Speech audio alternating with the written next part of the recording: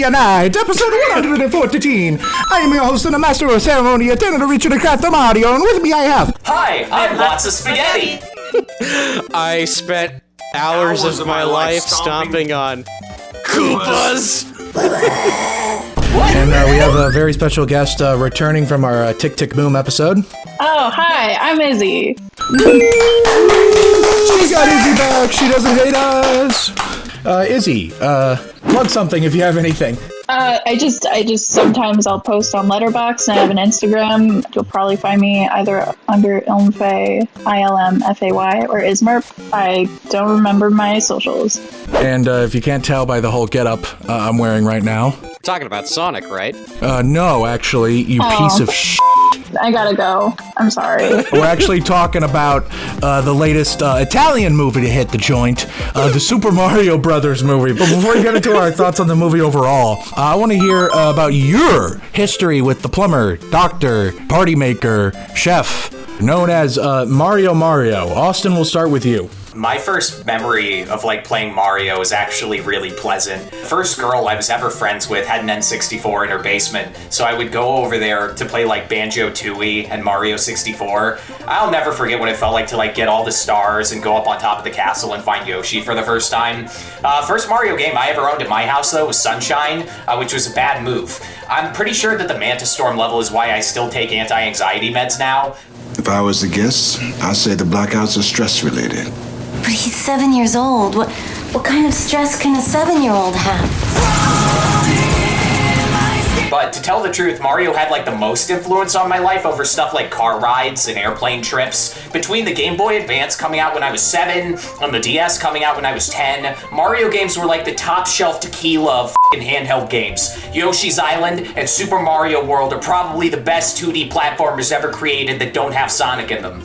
But nothing prepared me for Christmas of 2004 when I got Mario 64 DS. Playing a 3D platformer on a handheld was one of the greatest we live in the future now moments of my entire life. And L was finally real. They put Luigi in the game. The absolute maniacs. They did it 8 years later. It was like the Avatar of handheld games.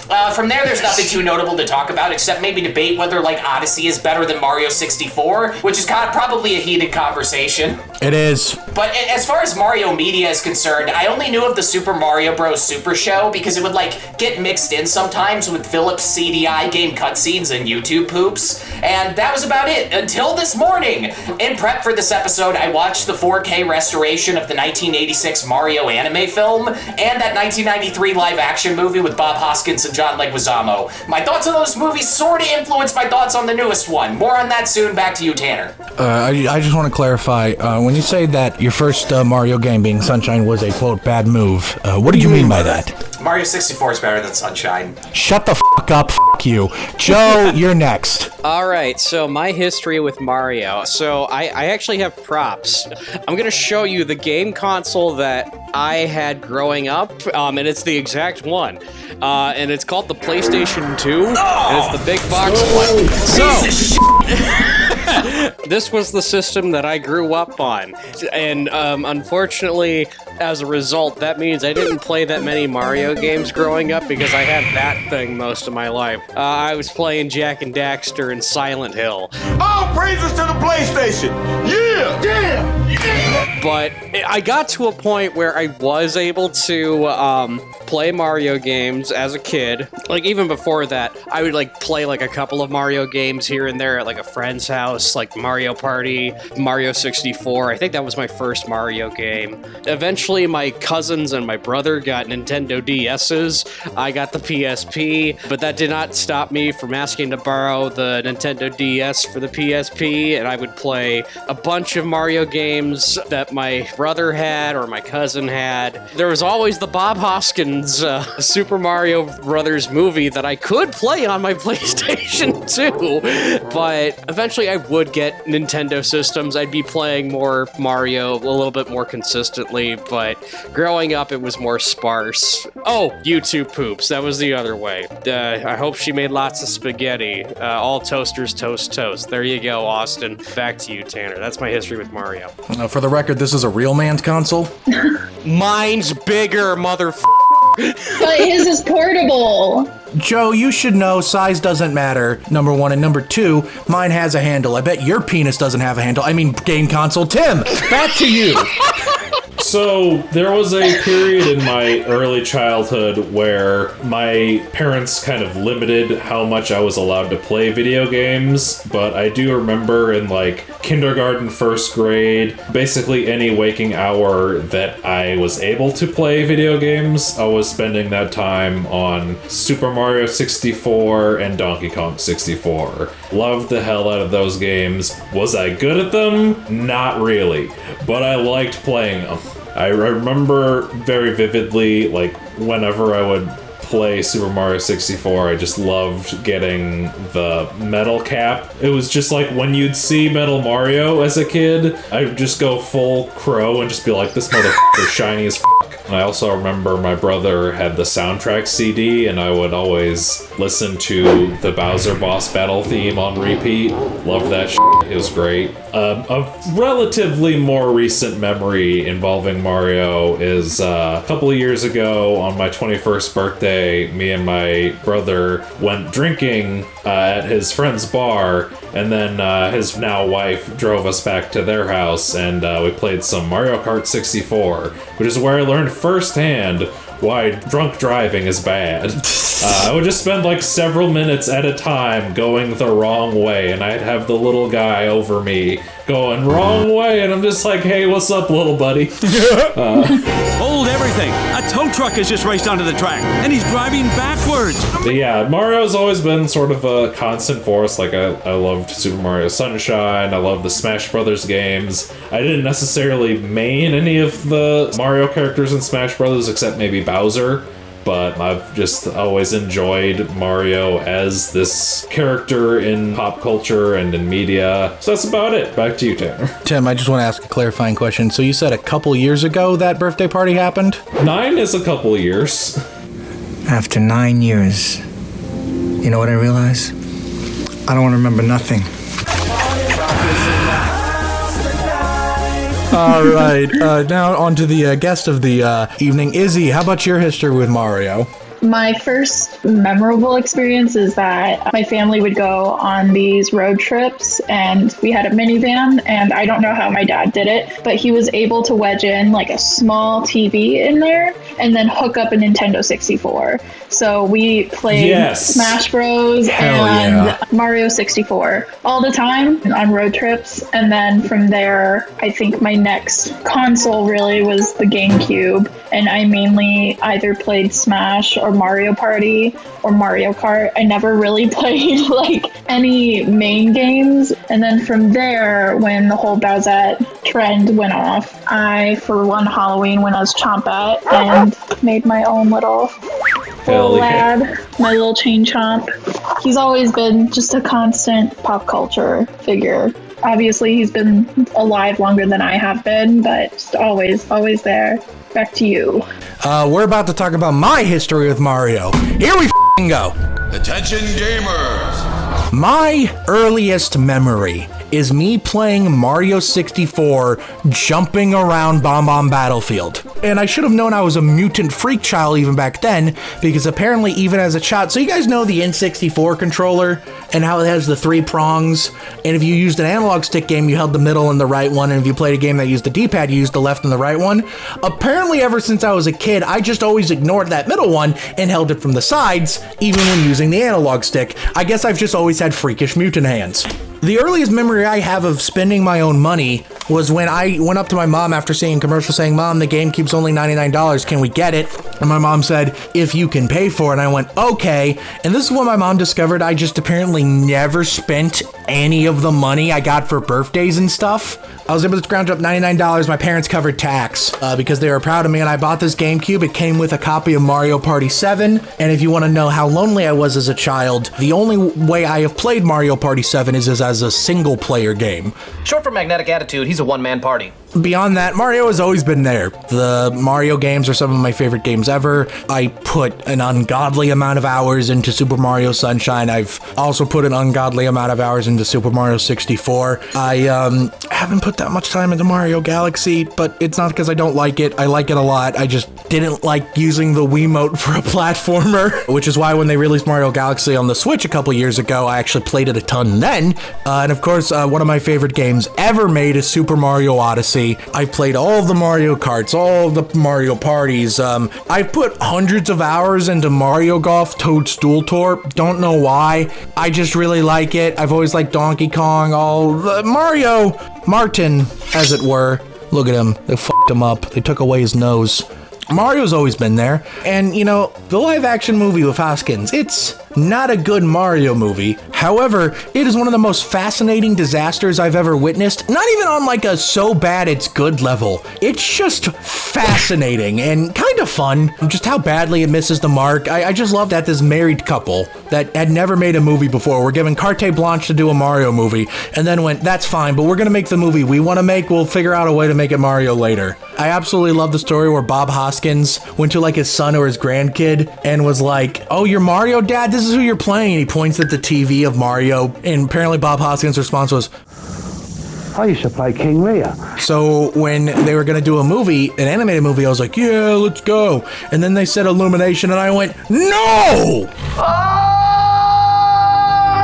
That's not how this was supposed to go! Not that I hate Illumination's movies. I like some of them. I think the first two Despicable Me movies especially are very good. However, they don't tend to make very exceptional movies. And I thought, because of the sort of video game curse we've been on, a Mario movie needed to be good, or else Nintendo was never going to let anyone make a movie with their IP again. So the Mario movie needed to be good. Was it any good? I don't know. We'll find out here in a second as we move on to our second question. What are our overall thoughts on the Mario movie? Joe, we're going to start with you. My thoughts on the Mario movie. I had a fun time watching this movie. Everything about it was fun.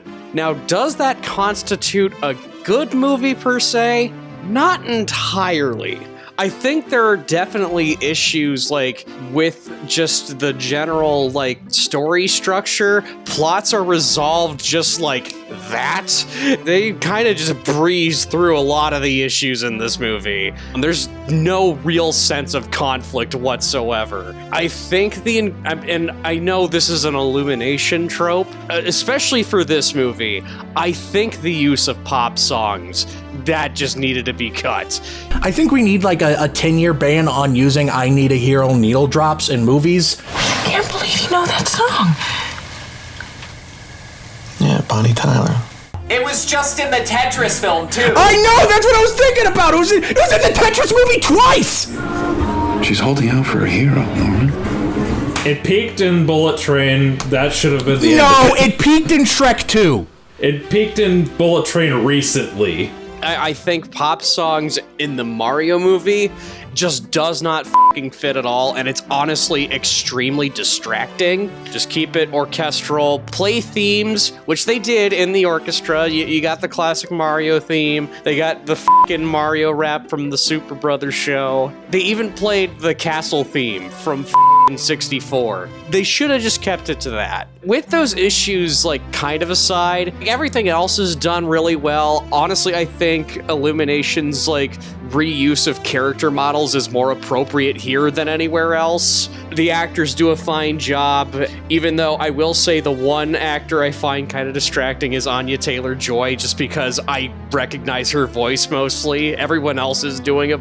Actually, no, Seth Rogen. Seth Rogen's another exception. It's a very good-looking movie. I acknowledge that it's mostly for children, and that's okay, because children's movies can be fun. There are definitely issues, but I had fun. Back to you, Tanner. I will say I agree with you completely on the musical soundtrack thing. No pop songs, with one exception. The Beastie Boys have never been used poorly in a movie ever. No exceptions. Keep Brooklyn, you can trash the rest of the pop songs. Tim! So, listen. I'm a 30-year-old white guy on the internet. I don't want to go on a rant about how children's cartoons are bad these days because they're woke or whatever, but I do want to say some things about Illumination, just because I do think that they as a studio are a little egregious in ways that like even Disney and DreamWorks aren't. And I think this can be mostly highlighted by a trailer that they played before this movie for a movie called Migration, which is the worst trailer I've ever seen in my life. It's so bad. The first 2/3 of that trailer are just footage from other movies, and they give that movie like 30 fucking seconds. That just demonstrates a lack of care in the movie they're advertising. So when I see that they're doing Mario, I'm like, they're just gonna crap something out for the of it because people know the IP and they know the studio. That was kind of my expectations going in. Actually watching it, I'll say this at least, it's sure as hell a better first movie than the first Sonic movie. I've never sat in a bar stool before. So squishy. Oh, look at this, it spins. Whoa, whoa, whoa. Not nearly as good as the second one, but it's a better start. I think it's like basically everything Joe was saying. It's a fun time. It's not a particularly good movie, but like it's definitely for the kids, and the kids are gonna love it. And if you're an adult and you've grown up with the games, you'll appreciate the Easter eggs. Like I loved that Luigi's ringtone was the GameCube sound. I did like the little Charles Martinet cameo, even though he should have been Mario in the movie.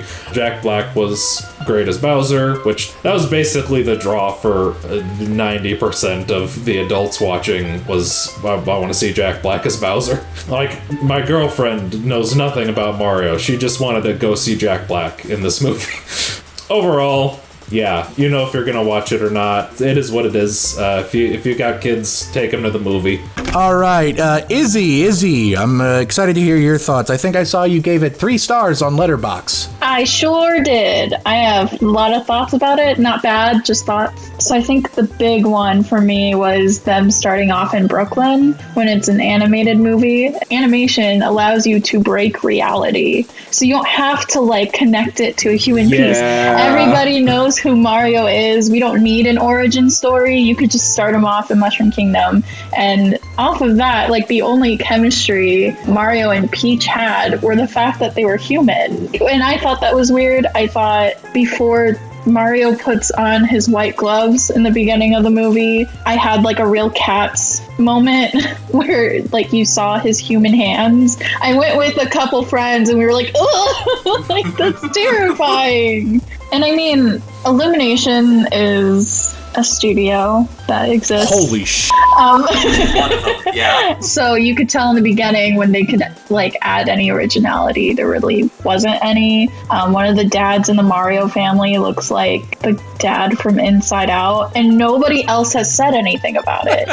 But yeah, I mean, Chris Pratt cannot hold down a voice, which was very, very distracting. I think the Mamma Mia slow down joke 2 times in the movie was 2 times too many. It's me, a Mario. That's not the voice. And Jack Black's performance really carried it through and really brought the magic and life of Mario into the movie. I also found his song to be very endearing. Near the end of the song where he just says peaches, peaches, I was like, are you saying bitches? Bitches, bitches, bitches, bitches, bitches. Yeah, I was like, we're really going there. I think I like the call to Luigi's Mansion. Not a lot of plot stuff was resolved, not too much character development, and I think they were showing off more environmental scenes than they were showing, like, trying to tell a story. All good stuff, Izzy. I agree with you about how the only thing Mario and Peach bond over is the fact that they're both humans, which is funny. But I want to get this out of the way real quick. What's really funny about Peach in this movie is how much of the marketing caused a bunch of heads online to be like, Mario movie woke. Why Princess Peach tough girl? In the movie, she's still a fucking damsel in distress most of the time. It was because of the outfit that turned out to be, she was just wearing that because she was in her cart. Yeah, what's really funny is that, like, all the people that are like Mario movie too woke, I've seen all of them turn around and be like, Mario movie doing well because anti-woke. And I'm like, pick a lane. Right. I had a quick question, I guess, for the group. What did we think about the Luma?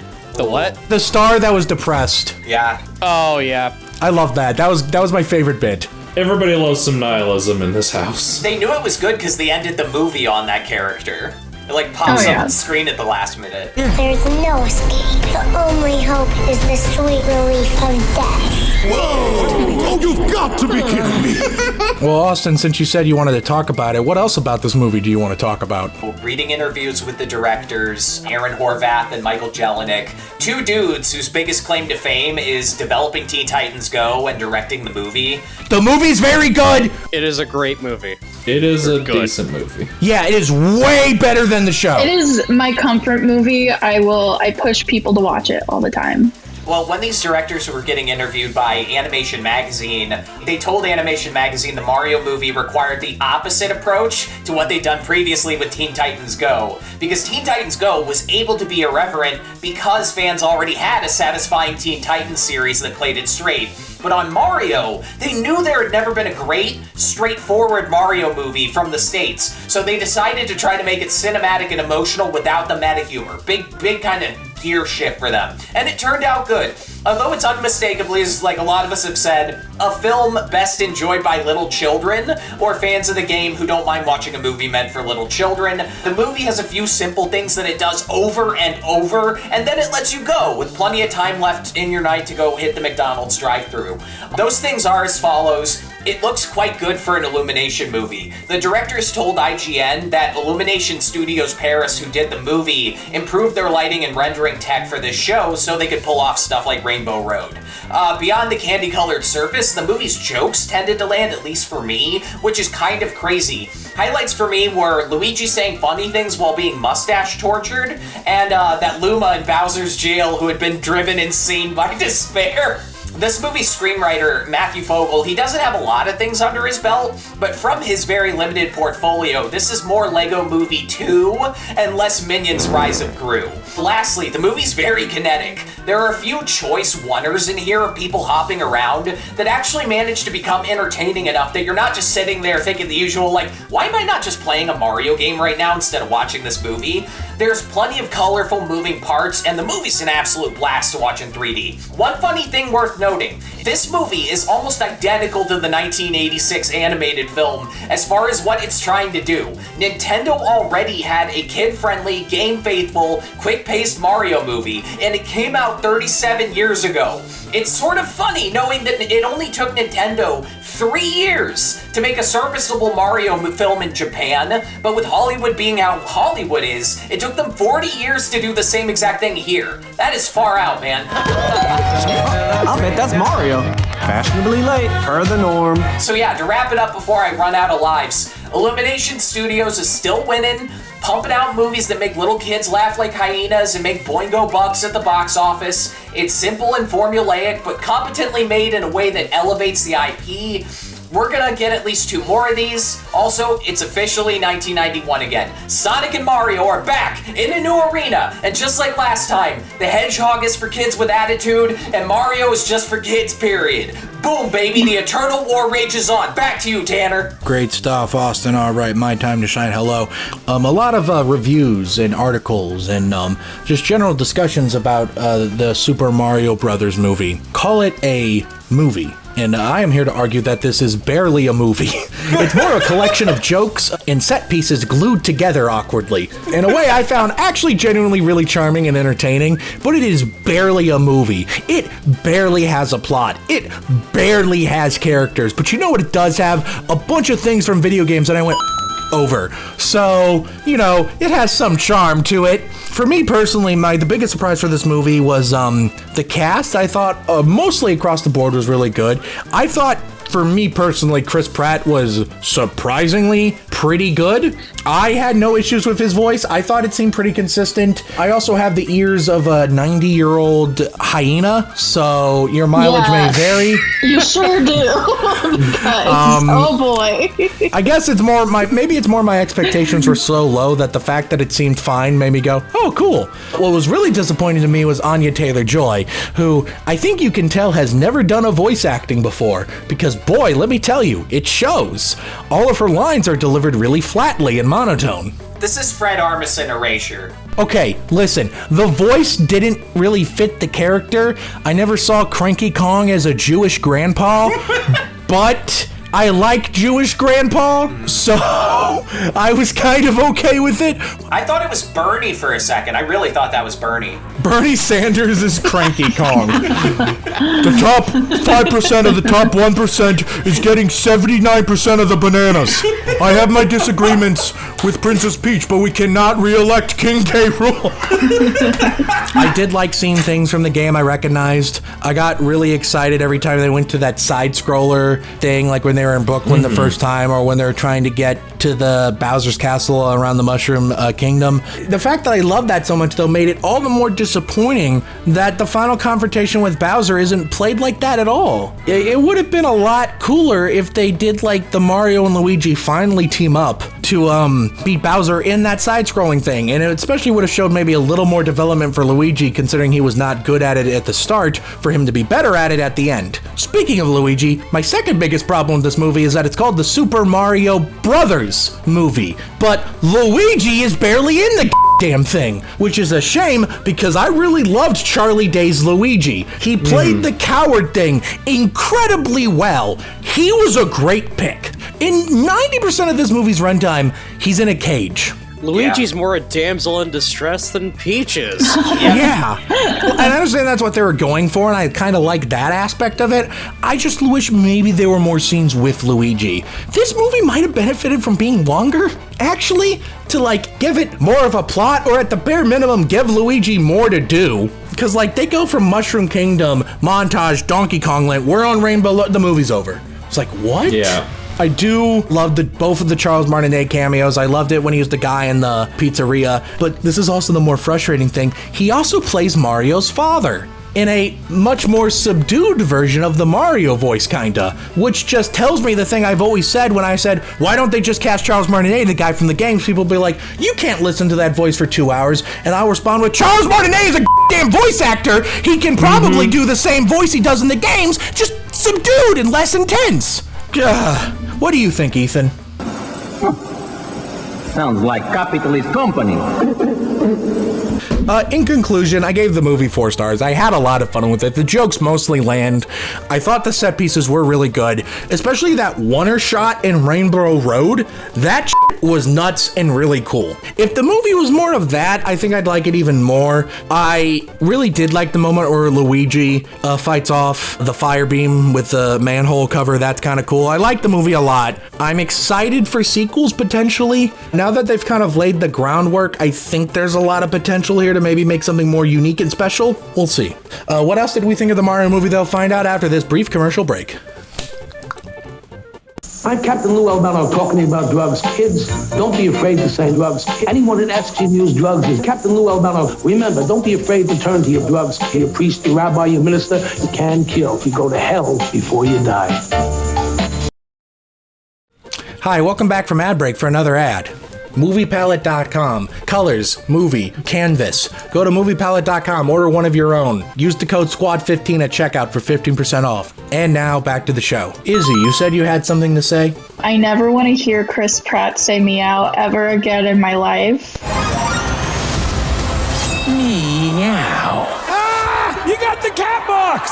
I've never been more distressed in a movie theater, and I saw cats in a movie theater. So my friend who streams with his now wife, their cake play on Twitch, when I mentioned that to him, he said, You know what I thought of? I thought of the Sonic movie when he goes, meow. Meow? Oh! So I don't know what the trope is with video game characters meowing, but this is my plea to make it stop. The final battle with Bowser, where they get the star, that did remind me a lot of like the final battle in that first Sonic movie, where they're just like in the middle of a fucking road, and Sonic gets the like blue quill that makes him go super whatever, not supersonic, but the blue thing. I feel like they were taking cues from that. How'd everyone like the dog bit in the beginning? Because that felt a lot like an Illumination movie, but I had no K-time with the dog. Oh, the dog that's like got beef with Luigi? I thought at the beginning it was whatever,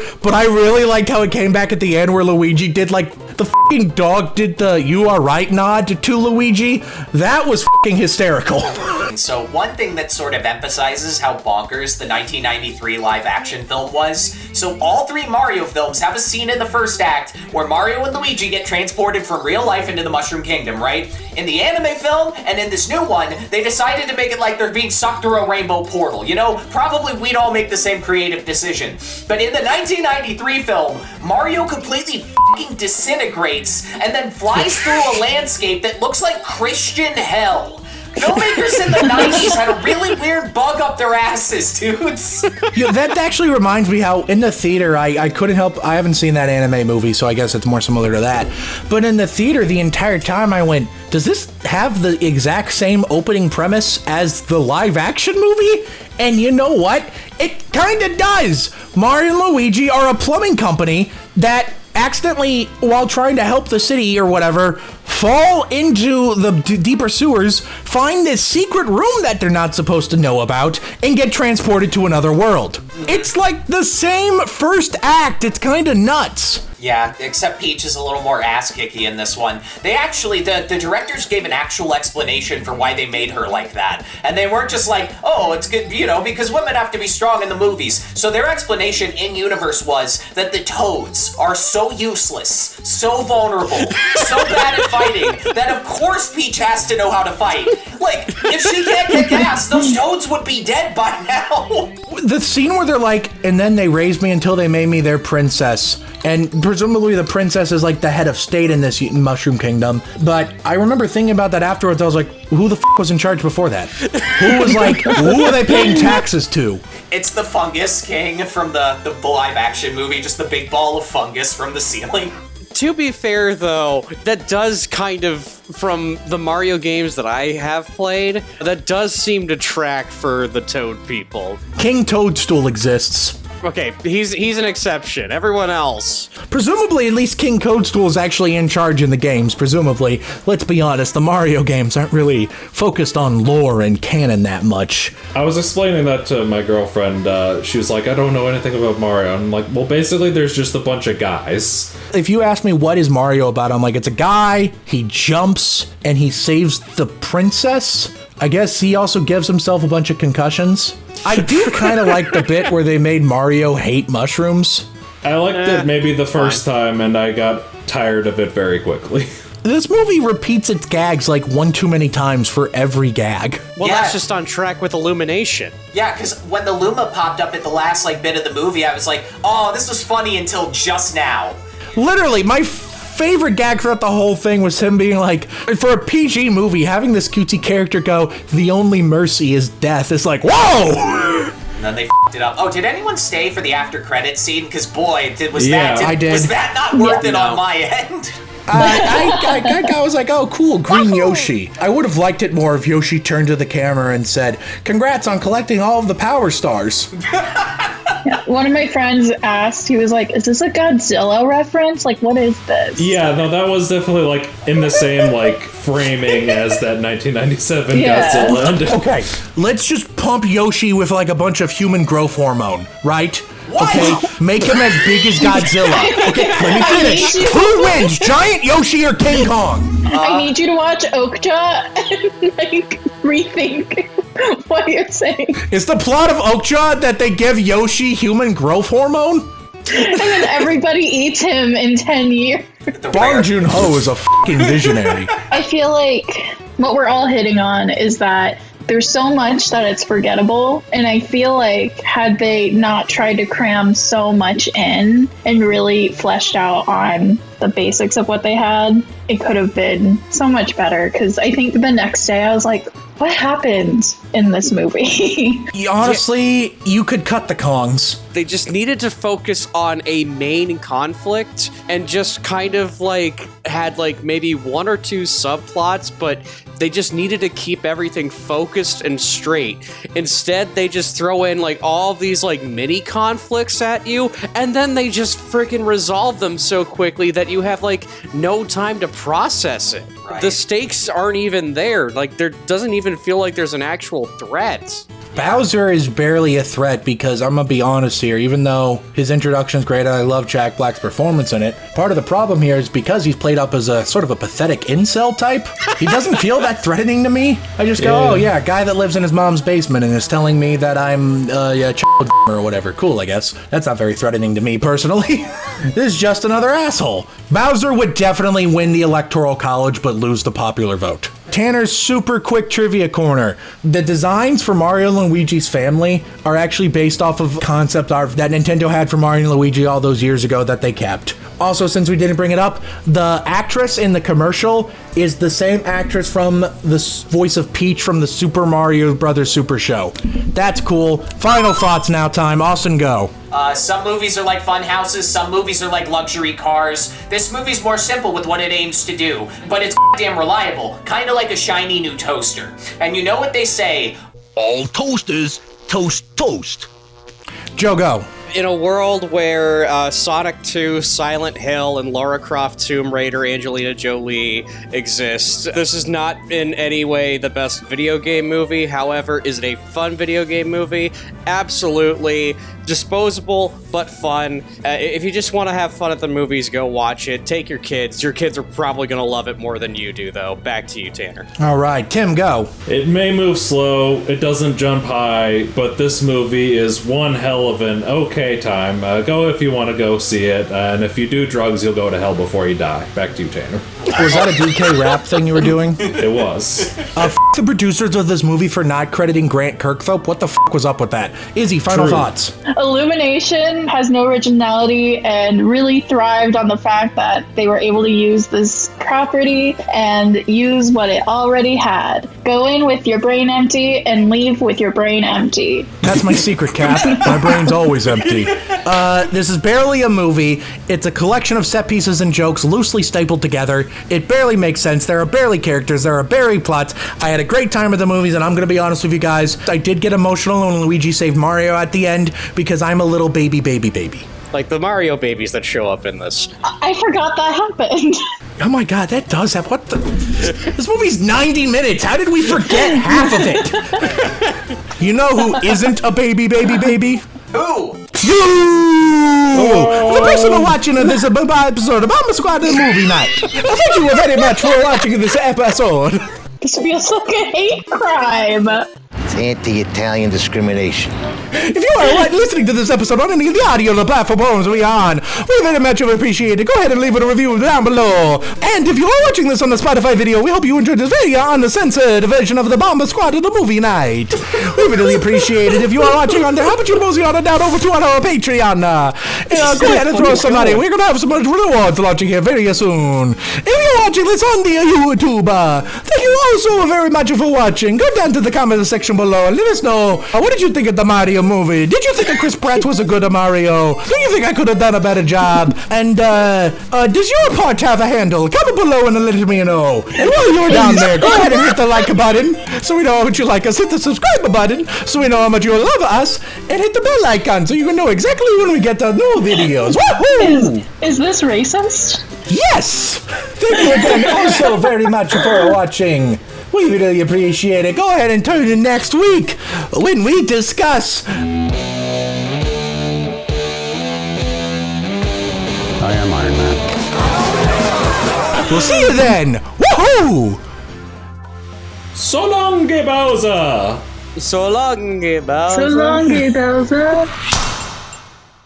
It's a stone, Luigi. You didn't make it.